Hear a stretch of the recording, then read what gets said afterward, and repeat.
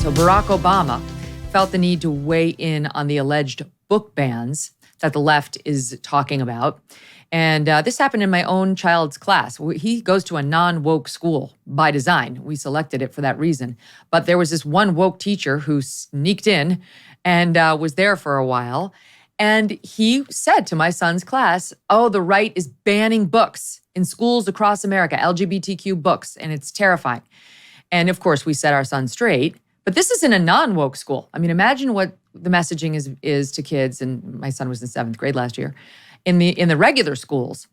And now Barack Obama weighs in. He writes a public letter to America's librarians, the hardworking librarians of America, and says it's about book bans, quote unquote. They're not banned. They're kicked out of elementary school, young education centers, but you can get them, sadly, at the public library. You can get them on Amazon if you want to show your kid a little boy giving a blowjob to a man. Sure, you can find that. Go ahead and find that.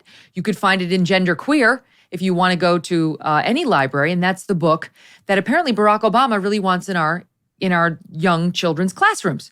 Here's what he writes. Today, some of the books that shaped my life. Really? Were you a big fan of Genderqueer when you were growing up? And the lives of so many others are being challenged by people who disagree with certain ideas or perspectives. It's no coincidence that these banned books are often written by or feature people of color, indigenous people, and members of the LGBTQ community. What a lie. Look he's got it right. We're all racists and transphobes if we don't want books about little boy blowjobs in our children's elementary schools. This is so dishonest. He goes on to link to something involving an organization, Unite Against Book Bans, and that's an organization spearheaded by the American Library Association. Now, Barack Obama, in his letter, speaks to these sweet, dear old librarians. I'm sure they have absolutely no political agenda. Here's what he says to them. Librarians, you're on the front lines, fighting every day to make the widest public, my eyes. You're on the front lines fighting every day to make the widest possible range of viewpoints, opinions, and ideas available to everyone. Your dedication and professional expertise allow us to freely read and consider information and ideas and decide for ourselves which ones we agree with. Hold on one second here, Chris, because a week ago I think it was last Friday or 2 Fridays ago, I had on Kirk Cameron. Kirk Cameron has a book about core values and faith that he would like America's school children to read. It's fine. That's well within the possible realm of books that you could see in a school library. And he's having real trouble promoting it, including at public libraries. So he and his publisher organized it's a National Read Day, Read Aloud Day at libraries. I think it's August 5th. You don't have to read his book. They're just encouraging you to go there and have any sort of a reading circle with a book about, core American values and family values and possibly religious values. And a whistleblower or somebody released to him, or he said it was actually out in the open. They just didn't realize, I guess it was being taped. The director of the American Library Association talking about how to sabotage that book event so he and his publisher and those supporting them could not even get into the public libraries to have this alternative offering. Listen to the soundbite. We're seeing groups that seek to censor LGBTQA materials or disparage or silence LGBTQA library users, exploit the open nature of a public library to advance their agendas. For example, right now, Brave Books and Kirk Cameron are conducting a campaign to take over libraries on August 5th. The First Amendment does not require the library to even offer meeting room spaces. So this, in regard to the Kirk Cameron thing, you are not obligated to offer public meeting room spaces or invite the public in to use the library. You can make a priority for library-sponsored programs. And what if your library decided to offer a whole host of programs in its meeting room on August 5th, making it unavailable for the public? That's another option for you. Great. This is what we're up against.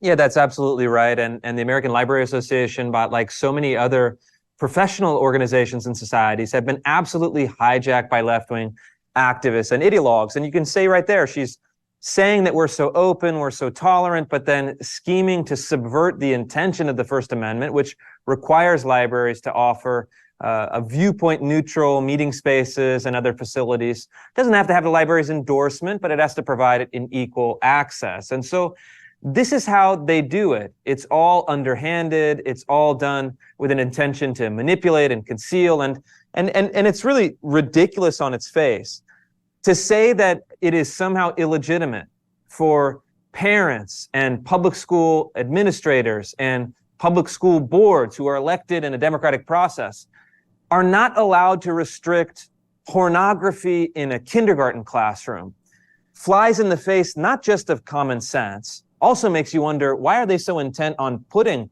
pornography to the kindergarten classrooms full of other people's kids? But also flies in the real, true meaning of the First Amendment, which was designed to protect substantive speech and debate about public issues, not to protect the publicly funded activists from jamming pseudoscience and race scapegoating into your child's curriculum. And so it's so false, it's so phony, and what I found to be the best method of fighting back against this narrative is to be very specific, to show the books, to show the pages, to show the illustrations, and make them not defend this rosy abstraction, but make them defend the specific content that is being pushed on kids.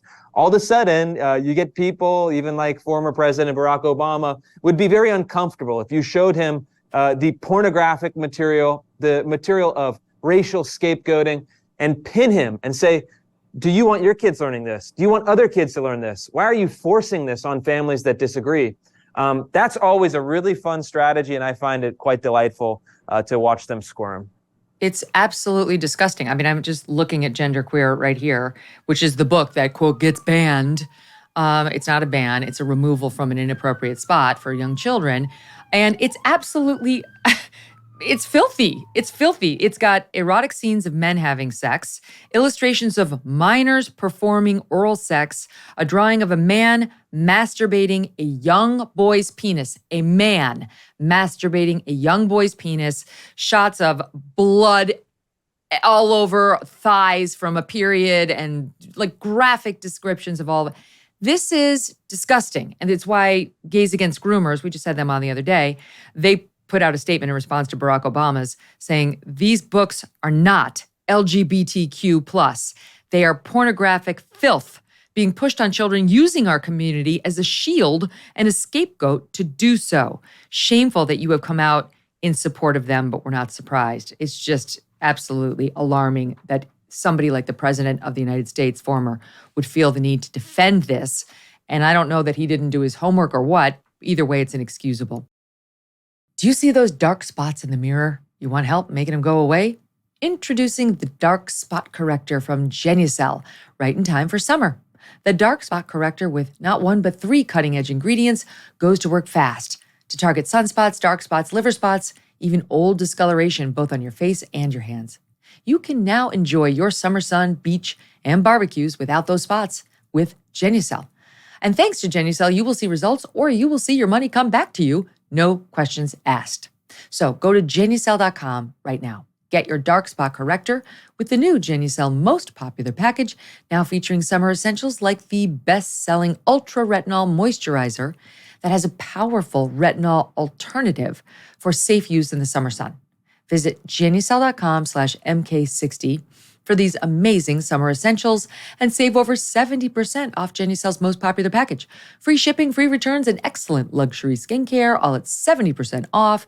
Genucel.com/MK60, GENUCEL.com/MK60. All orders include a mystery gift while supplies last. Hey, thanks so much for watching. If you like what you just saw, hit the subscribe button for more clips and full episodes.